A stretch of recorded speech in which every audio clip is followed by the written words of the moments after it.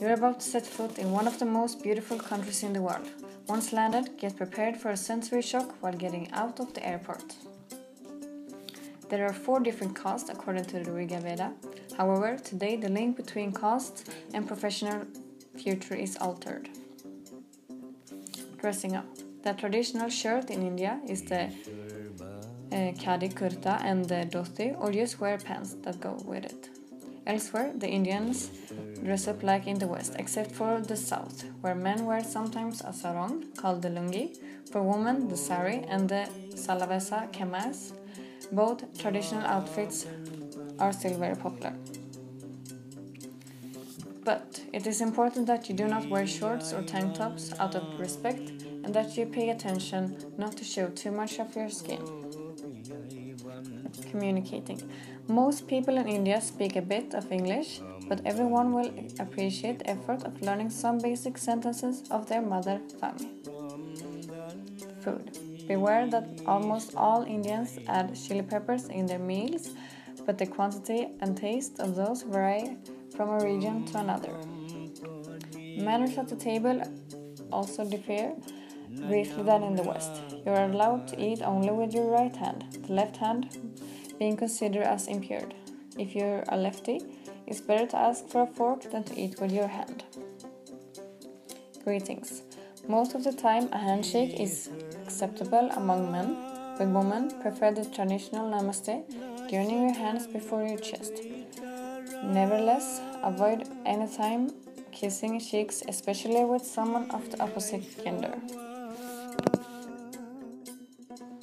Once considered as a symbol of poverty of the third world or as an exotic destination for tourists, India has turned into one of the greatest technological centers in the world.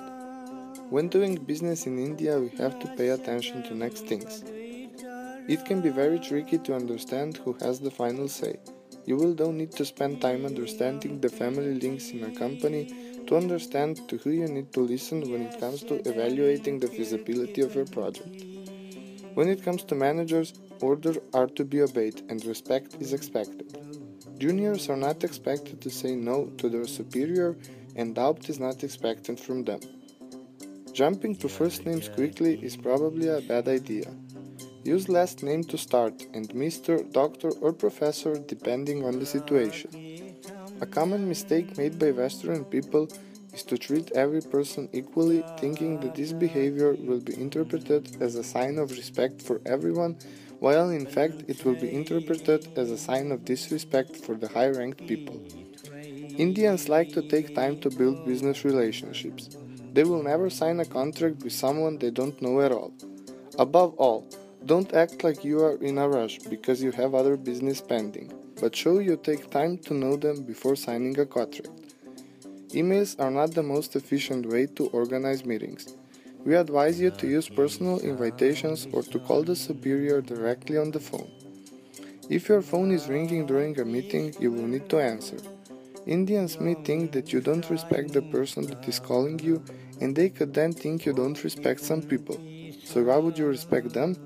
We advise you to negotiate with a team if possible, because coming on your own might be seen as a sign of weakness. If you want to organize a business meeting in a restaurant, do it from 11 a.m. to 4 p.m. For Indians, a written contract is not considered as something that sets the obligations of parties very strictly, but it's more a basis for further negotiation, and it can be adapted if circumstances or people are changed.